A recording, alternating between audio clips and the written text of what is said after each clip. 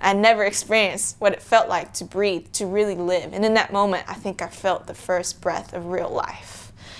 And it was as if, it was just like everything broke off. Like all the weight that I carried, all the guilt, all the shame, all the like depression and anxiety and the brokenness, all these things just washed off completely. Gosh, I'm already crying.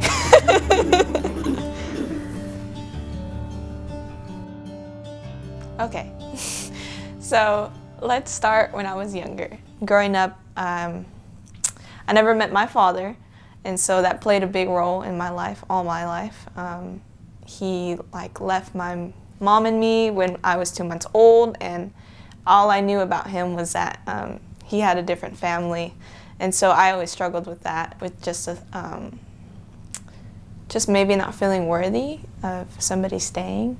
Fast forward when I was like, I want to say I was 6 or 7, I was living with my aunt, and I was sexually abused by my cousin, and that obviously played a big role in my life. But I always struggled with that, thinking that it was my fault.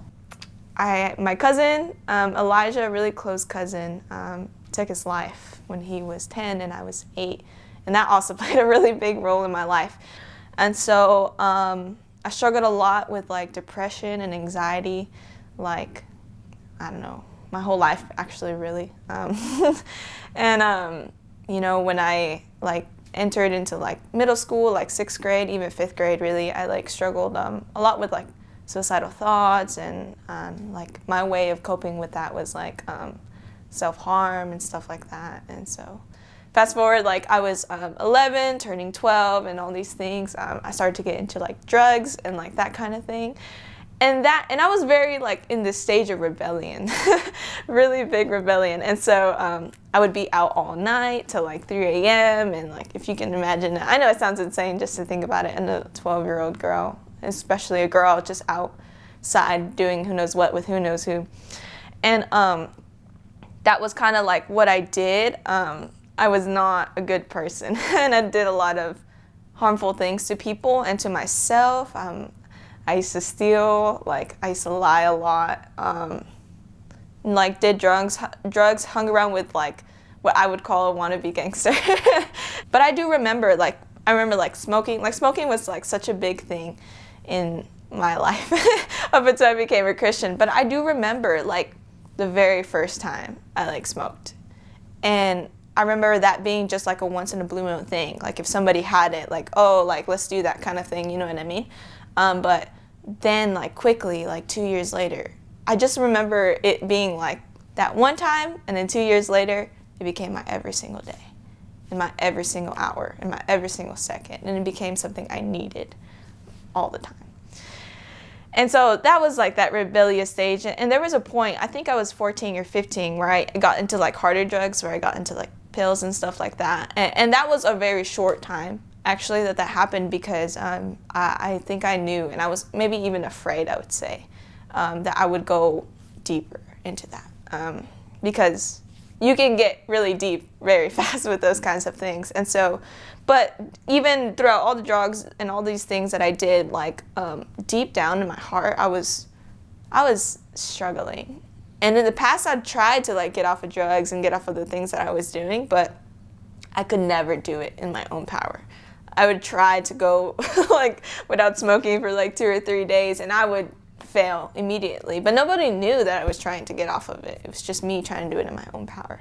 And so I have a lot of insane stories that I can't share right now, but something I did notice when I became a Christian, looking back at my old life, was that God was really there. Because I had put myself in a lot of scenarios and situations where I could have died, and here I am. You know, I would be in this crazy mess, this crazy party, or this crazy situation, and I would always get home in time. And like, what I mean by that is like seriously in time. Like I would get home and I would get a call from a friend, like, oh, this person just got arrested, or oh, these people just got shot, or oh, this happened, or oh, this. And I was just like, I was just there 5 minutes ago. How is that possible? Kind of thing. And so I felt like I guess in the time I was like, I was really lucky to get out of there. But looking back at it, I know the Lord was protecting me the whole time. Your car is locked, right? What's that? Your car is locked? I think so. Okay. So I used to live up there in like the third one. And I was like selling to this one guy or whatever. That just sounds so funny to say. Anyways, I was coming down here. Like I step over here and the guy that was crouched, like he was crouched down on the other side of the truck and he came around, like pulled the AR on me. And I was like, oh, like he was like, take everything out of your pockets, this and that. He was masked and everything like that. So I took everything out and then they sped away. And so that happened right here. Let's see. Yeah, I think I used to smoke over here too, even though people, like that's what I'm saying, I didn't care. This table was not like this before. It was a round table. We used to smoke here all the time too. I used to smoke in that house over there. I used to smoke over there. And when I was like, had like probation and had my ankle monitor, I would like sit right here and like, cause I couldn't go further than this section. So I couldn't even go get a soda from the vending machine. I was so mad. Well, I used to like smoke here all the time too. Oh, we used to smoke over there too, all the time. I used to smoke in that corner. This was the laundromat. We actually never smoked in this one. Wait, so there's a place where you didn't smoke? This spot. I smoked around it, just not in it, just because the manager that probably wanted to kick me out my whole life. That's where I did my tattoo. That's where I did my tattoo. That's where I did all my little tattoos. That one, I did that one, I did this one. This was a mess up, that was a mess up. This one I could almost like understand and see how deep I was in the life that I was living, and I understood that it was wrong and that I wanted more. But because of all the years that I like put into that and all these facades that I made myself to be, like I think at some point I gave up on myself and I was just like, this is just who I am. And I truly believe that. With my whole heart, I believe that's who I was going to be. I dropped out my sophomore year and I was just like, I'm going to be a high school dropout. I'm not going to finish school. I'm not going to have a future. This is just it. This is my life. And so anybody that was really close to me in that time would tell you that I was like struggling. Like I was really depressed and all these things. And my mom, like I remember there were nights where I would cry myself to sleep, even then. And my mom would, in her own power, try to fix me or try to find a solution to fix me. But I knew that nobody or nothing could fix me. That's how hopeless I was.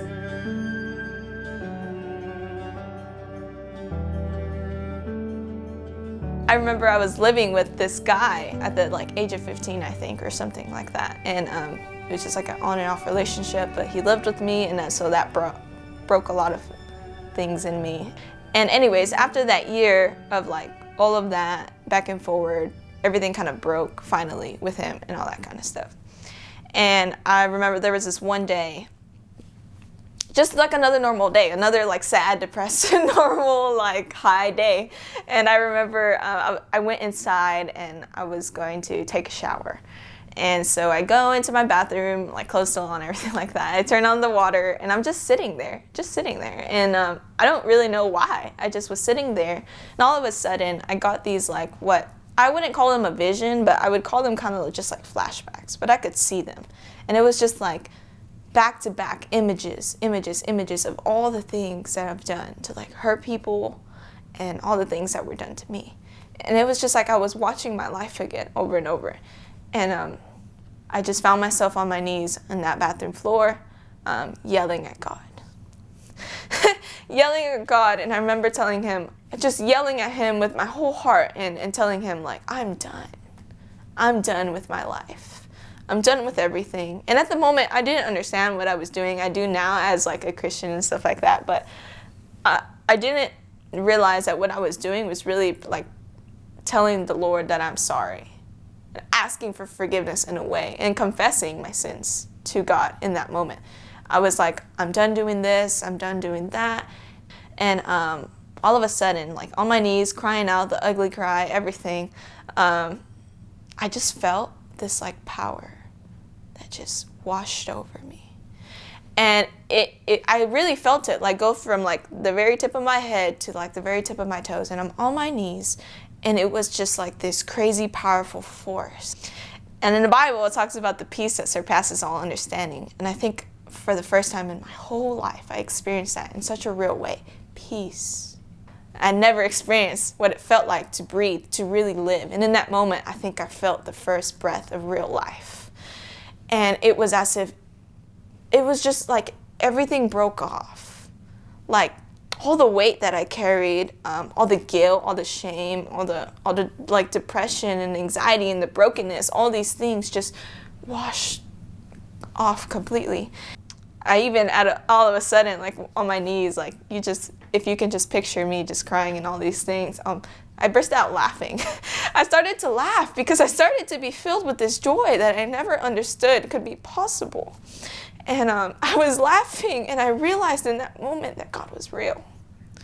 I realized in that moment, oh, this is who God is, and this is what everybody has been talking about my whole life. This is what my mom and my grandma believe. This is what all these people that I thought were crazy, talking about Jesus and the cross and God and forgiveness, all these things, it all happened and it all became real in that very moment.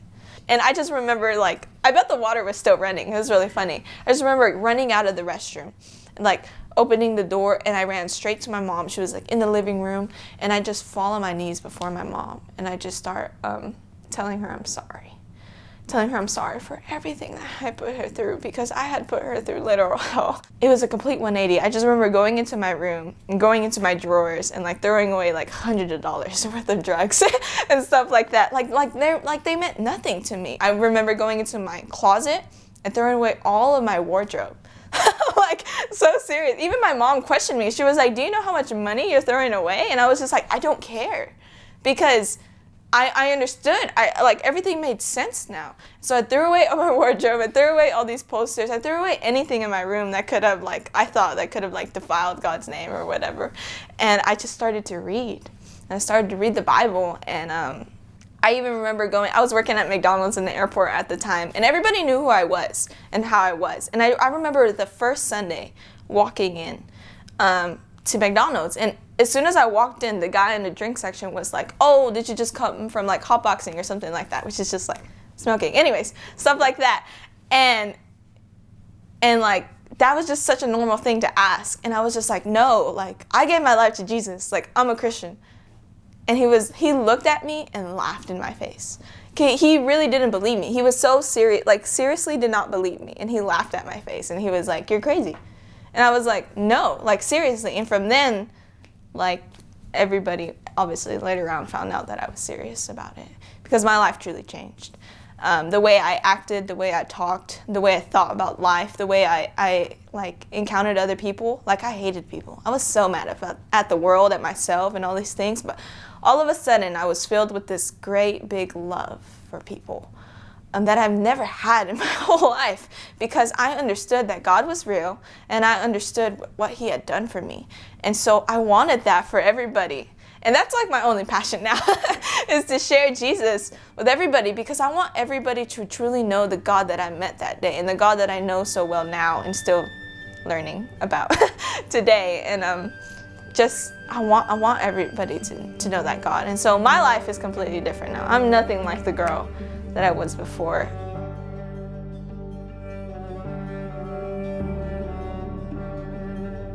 So now I have like a purpose. Now I truly believe, like, I finished school. I got a license, and that sounds like normal things, you know what I mean? But really and truly, I believed a couple of years ago, if you asked me about those things, I would have never been able to tell you, like, oh, I truly believed I could do that.